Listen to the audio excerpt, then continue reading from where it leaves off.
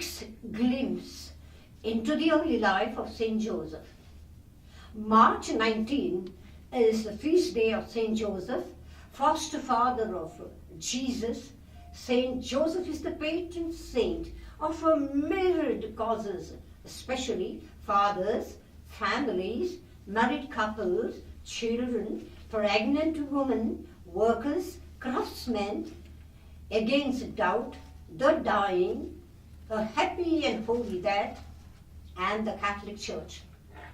Saint Joseph is one of the most loved saints because he is the man whom God chose among all others to be the special guardian of the incarnate Jesus Christ and his mother, the Blessed Virgin Mary. He was the human guardian of the Holy Family and became of this sacred familial bond a divinely given mission. He is also the foster father of all Christians. So we should get to know our heavenly patron a little better. So much is relayed about his life from the Gospels. However, there are a few saints and blessed whose claim to have been favored with visions of the life of Saint Joseph. Perhaps the most famous of this is from one of the most popular selling books, The Life of the Blessed Virgin Mary by Blessed Anne Catherine Emmerich. Blessed Anne Catherine lived in 1774 and 1824.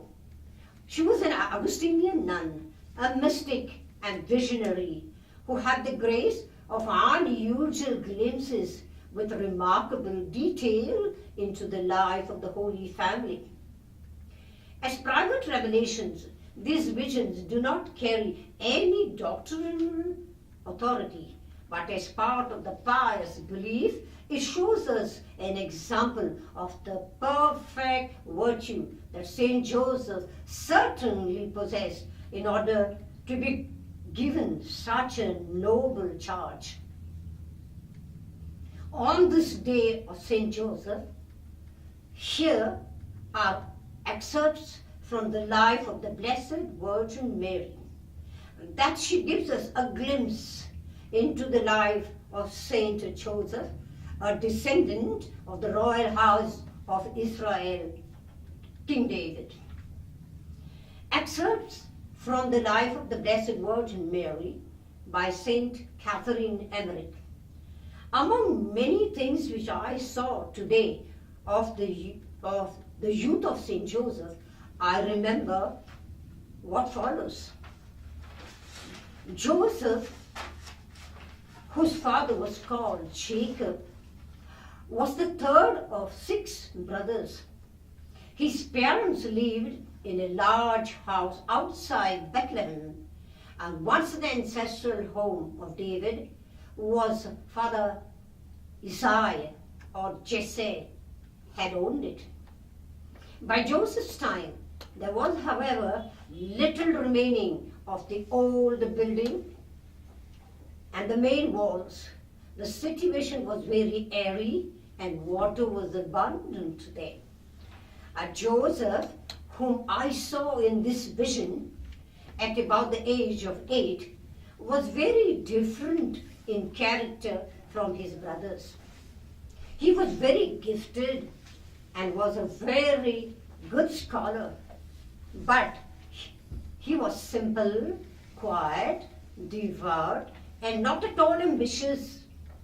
His brothers knocked him about and played all kinds of tricks on him.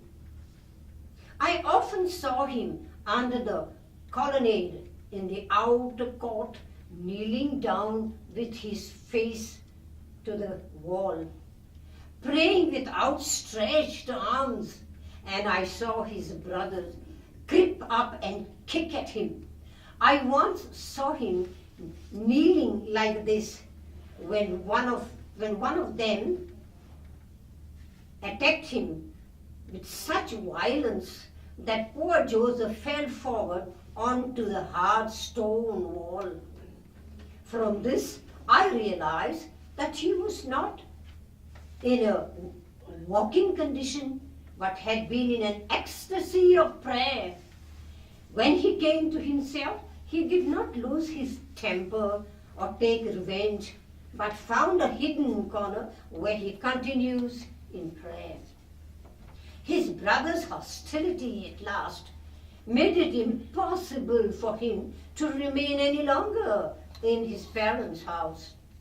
I saw that a friend from Bethlehem, which was separated from his house by a little stream, gave him clothes in which to disguise himself.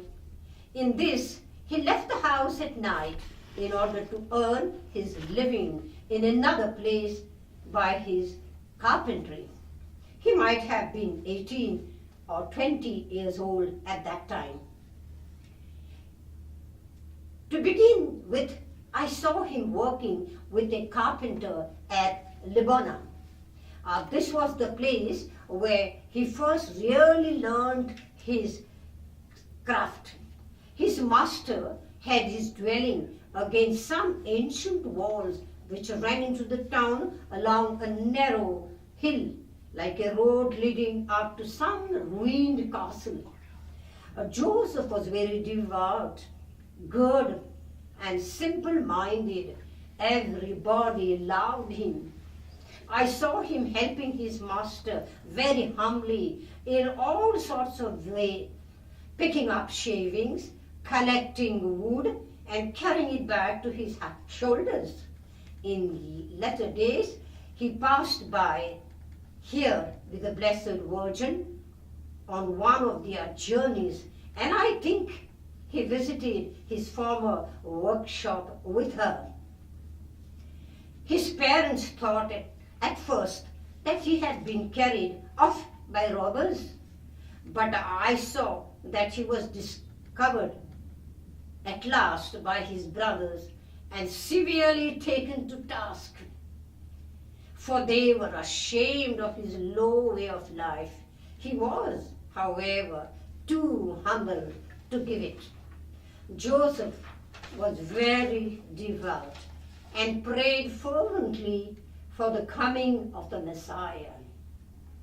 He was just engaged in building, besides his dwelling, a more retired room for prayer, when an angel appeared to him and told him not to do this, for as once the patriarch Joseph at about this time had, by God's will, been made overseer of all the corn of Egypt, so he, the second Joseph, should now be entrusted with the care of the granary of salvation.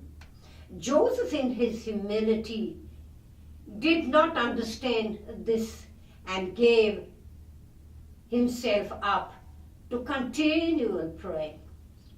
Still, he received the call to betake himself to Jerusalem to become by divine degree the spouse of the Blessed Virgin Mary. You can read more about this early life of Saint Joseph related by other mystics of the Church. Fidelity, along with offspring and the sacrament, is of course one of the goods of marriages, and the father will honor that with all the strength of his being, fatherhood. And fatherhood is a relationship that is much more than biological. We understand that when we commonly acknowledge Saint Joseph to be the father of Jesus, though he was not his biological father, as Pope Benedict XVI noted in 2009, Saint Joseph is not the biological father of Jesus, whose father is God alone, and yet he lives his fatherhood fully and completely. Drawing from the traditional litany of Saint Joseph and the writing of popes on Saint Joseph, we hope to sketch some of the virtues of human fatherhood. Saint Leo XIII said in his encyclical on Saint Joseph, Quamquam Plurius, number 4, fathers of families find in Joseph the best personification of fraternal solicitude and vigilance.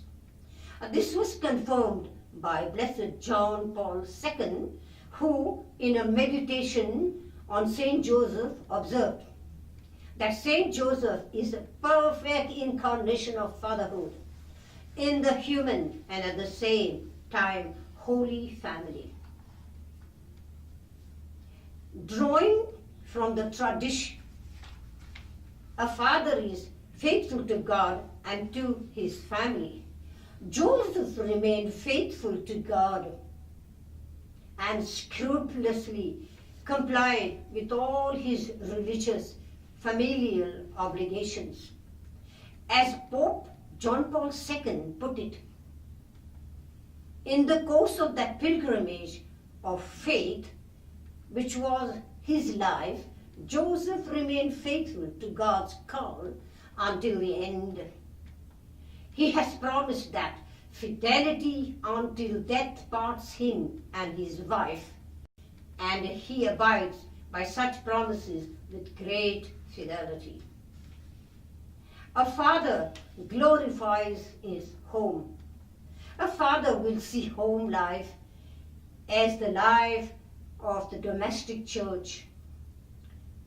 As Vatican II Lumen Gentium wonderfully puts it, indeed, here also a father can imitate Saint Joseph, who, as custodian of the divine house, which ruled with the authority of a father, continued with his limits the sacred born church.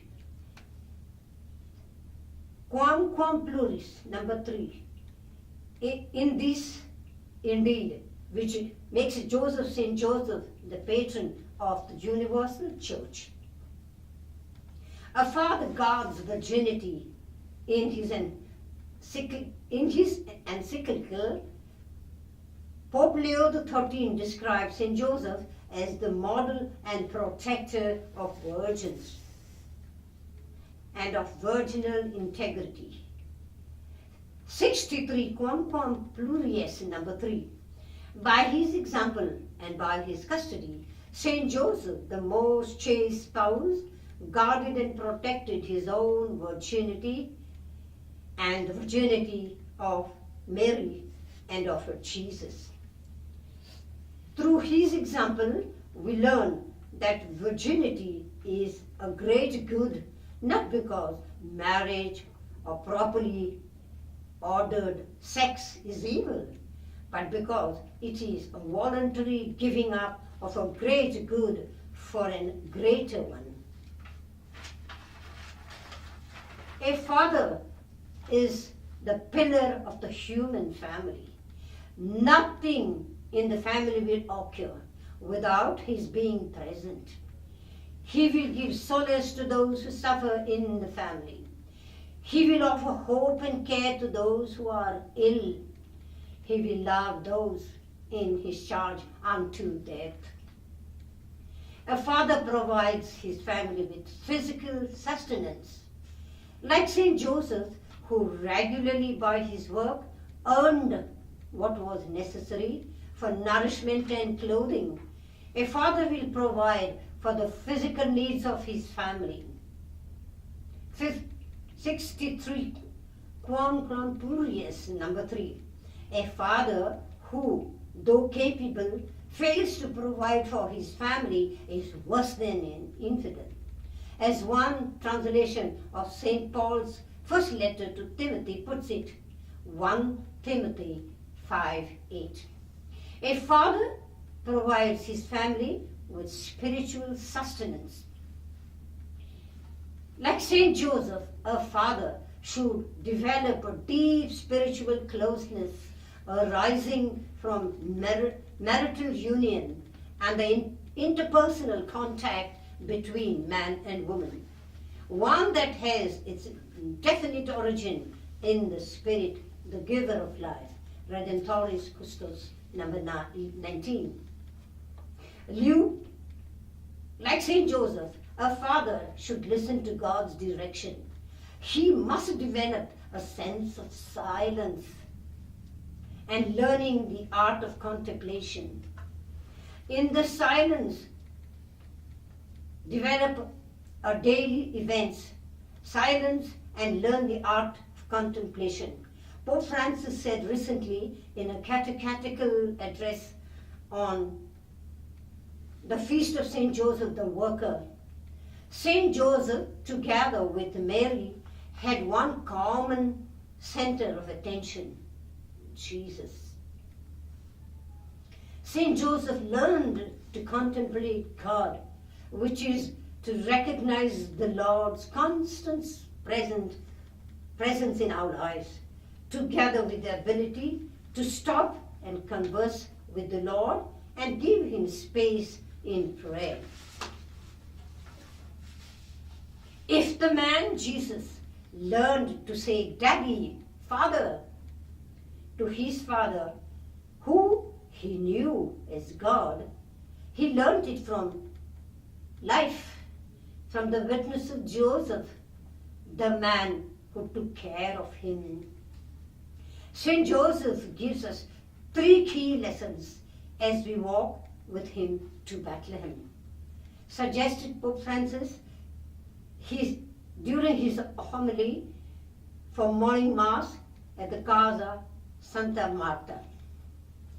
Jesus, how to walk in darkness, how to listen to the voice of God, and how to forward in silence. Speaking to Joseph's struggles upon learning of Mary's pregnancy, the Pope said, Joseph fought within himself. In that struggle, the voice of God is heard. But get up, that get up, which is heard so many times in the Bible at the beginning of a mission. Take Mary, bring her to your home. Take charge of the situation. Take this situation in hand and go forward. Joseph didn't go to his friends to be comforted. He didn't go to a psychiatrist so that he could interpret the dream. No, he believed and he went forward. He took the situation in hand. But what must you take in hand, Joseph? What was the situation? What was it that Joseph had to take up?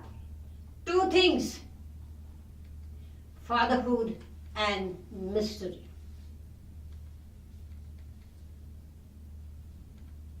Are you distressed and frightened? Pope Francis says he has a cure for you. Fatherhood and mystery. The Pope reflected. He took on a paternity that was not his own. It came from the Father. And he went ahead with that fatherhood and all it signified.